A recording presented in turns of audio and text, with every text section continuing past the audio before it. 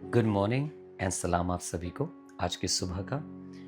और मैं बहुत आनंदित हूँ कि फिर से एक बार परमेश्वर के कलाम को आपके संग बांट पा रहा हूँ। गॉड मिनिस्ट्रीज की तरफ से वचन और प्रार्थना की इस सेवकाई में मैं आपका स्वागत करता हूँ और यही उम्मीद करता हूँ कि आज फिर खुदावंद का कलाम मुझसे और आपसे बात करेगा।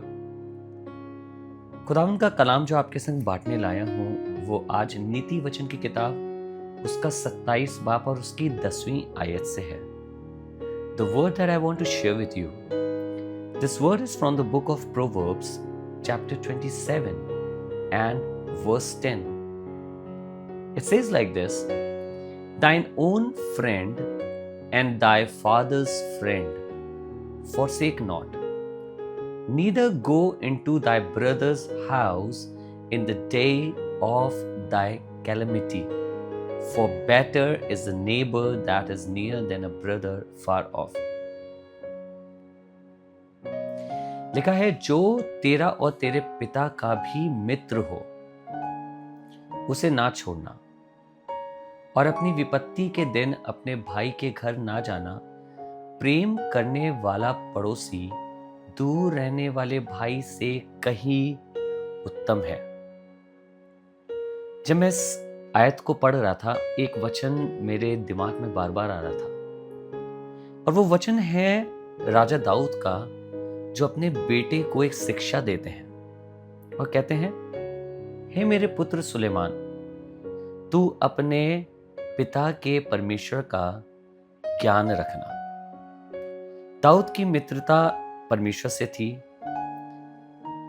और खुदावंद का वचन यही बताता है कि किस रीति से खुदावंद ने दाऊद का साथ दिया, परमेश्वर उसके साथ बना रहा। दाऊद कैसे खुदावंद के संग बना रहा, पर दाऊद अपना एक सबसे भरोसेमंद मित्र अपने बेटे सुलेमान को देके गए। उस मित्र का नाम परमेश्वर है। और आज जो प्रोवर्ब्स की किताब में मैं और आप ये आयत पढ़ रहे हैं, इसका लिखने वाला ये कह रहा है, जिसने इस मित्र को भी प्राप्त किया है, वो ये कह रहा है कि जो तेरा और तेरे पिता का मित्र हो उसे ना छोड़ना। आज इस वाली बात पे सबसे पहले आपका ध्यान ले जाना चाहता हूं। जो खुदावंद आपके परिवार के साथ रहा है, जो आपके साथ है, उसे मत छोड़िएगा कभी, उसे कभी मत त्यागिएगा।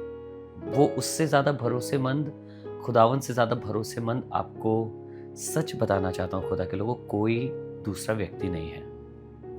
और लिखा है, संकट के समय अपने दूर जो आपका भाई है उसके पास ना जाना, वरन प्यार करने वाला पड़ोसी ज्यादा लाभदायक होगा।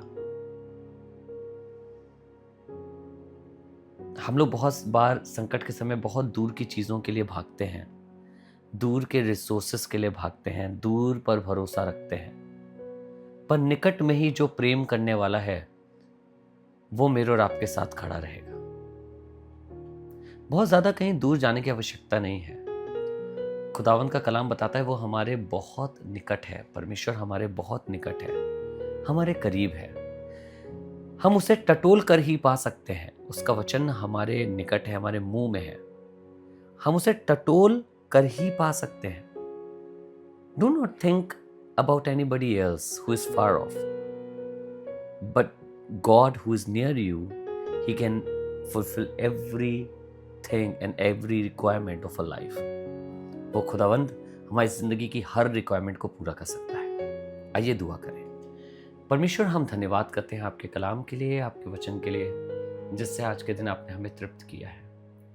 और हमें मालूम है खुदाबाप, ये हमें आपकी ओर से प्राप्त हुआ है। चाहते हैं आपका अनुग्रह हम पर हो, हमारा भरोसा सिर्फ आप पर हो, और प्रभु आपकी मित्रता सदैव हमारे डेरे पर वास करने वाली हो सके।